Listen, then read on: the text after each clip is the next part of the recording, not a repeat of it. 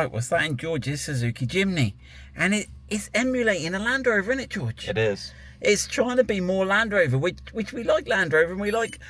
Oh gosh! But there you go. What it's doing? Look, it's put its little engine light on. Look. Oh, there you go. George is zooming in. We're doing a two-man camera job, right?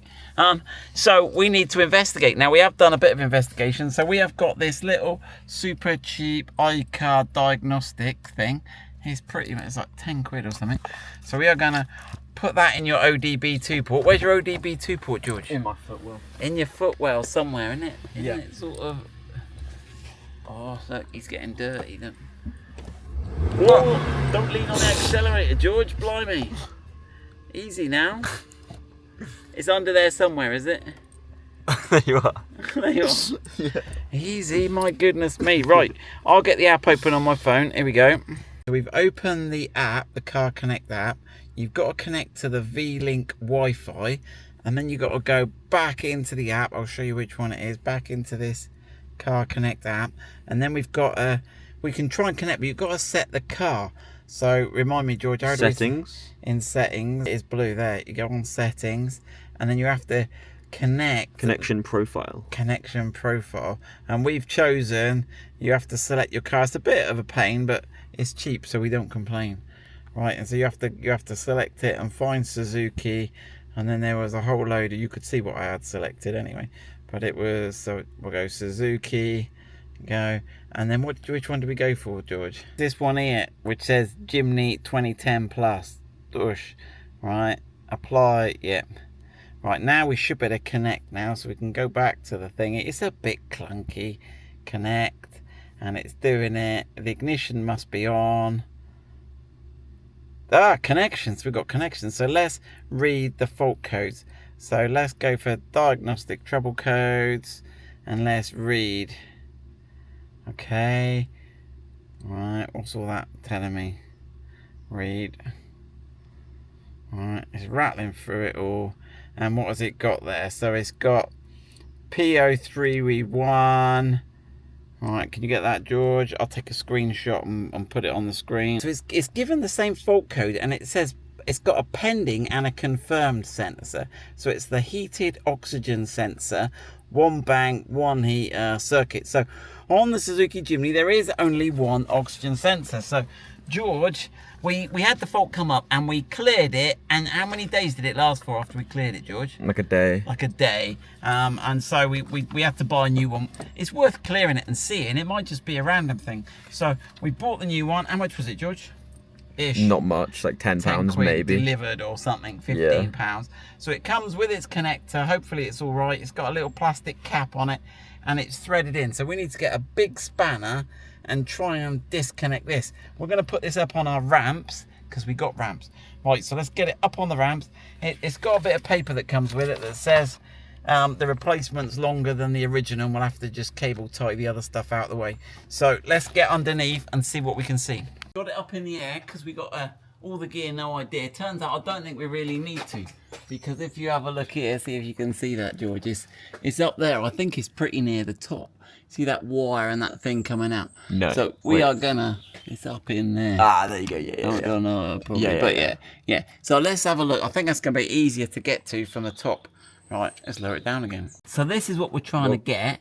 The blue bit there. Now it's on this little metal plate. Now, if you put a screwdriver down the back there. The car is moving when you. The car's moving. George didn't put the handbrake. I did. It's just really bad. Is it? I can keep pushing it, can I? Let me check. Let me check. Okay, no, the handbrake isn't on.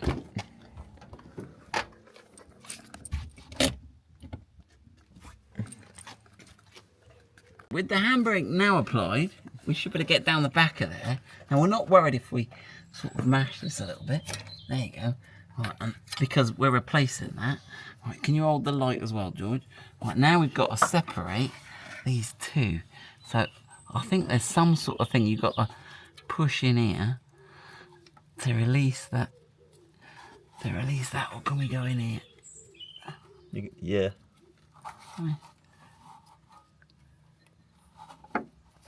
There's something in there. There's something in there, and that tab is definitely having some effect. There you go, yeah. So we'll just pull that tab up towards you. Right, and then this is the bit we're replacing, right? So before we go too far, let's check that looks the same as the replacement one. Have they stitched this up? That looks pretty good, doesn't it? Yeah. Well, I think we're happy with that. Right, so now what I'm gonna suggest, so what we've got to do now, I'm explaining this to myself and George, we've got to get onto this hexagon. But this hexagon is under this heat shield. So we could take off these 3 or so bolts for this heat shield and take that off. Or we could cut the wires, because we're replacing that anyway, aren't we? And see if we can get a socket that will go over there. So is that a heathen thing to do? I don't think so. Oh no. Right, so we'll cut that and then we'll find a socket. Hopefully something like a spark plug socket will go over that. Cool. So just looking at that, if it's the same as that, I think that's about a 22mm deep reach. So I reckon we got half a chance with that. So let me get that ready. All right, shine that light in there, George, so we can all see what's happening. All right, this feels heathen. All right, there we go. That's cool. That cut off. Right, and did I cut the right bit off? Let's hope so. Right, we've got room to get this in. Right, now how tight is one of these going to be? Right, then. Right, let's have a go. Right, so am I going in the right? Yeah, that's correct. Right, we're going to have to swap places. Right, here we go. I have a feeling we're going to end up with a bar or something on here. That's... Oh, look, the stars are with us, George. Jimny, see, can't fault them. Yeah, that comes out quite easily. It comes out easy as you like. Cutting the wire was definitely a good move. Could be the move, George. Could be the move, yeah. Right, so let's have a look. Right, so let's again, when you're swapping parts that you bought on dodgy internet sites, let's just... I would say eBay's very reliable. I thought you got off Amazon. That looks about the same, doesn't it? It looks like the thread looks the same. Yeah, this is the tip's different. The tip's different. That's different technology, that is. Right then. So let's have a go. So I'm gonna have to sort of spin the wire a little bit. It's gonna be a little bit. Right, now, obviously I can't tighten it up using the same technology, can I? Because because I don't want to cut this one off. Yeah. And we know it's 22, and we can't quite get to it. Is it heathen to use some mole grips on there? It's good enough. It's good It's enough. quality. It's quality repair. Bodge is as good as a fix. We'll need to cable tie and shorten that. We'll have to shorten that, or we could route it round here. Oh yeah, to be fair, what are they, oil Right, lines or? Right, so let's have a look. So let's get it the right way. He's a bit tricky, this one, isn't he? He should be foolproof. Right, I think that's it. You're not gonna put it round some more. Well, hold on, no, let's get it on first. That's that. Right, and I'm banking on, and then I can get it on the metal plate. Get it on the metal plate, which is that bit at the back there. See if it's all. It's all pretty good, George. Yeah, because you don't want it falling down. Right, that's all on.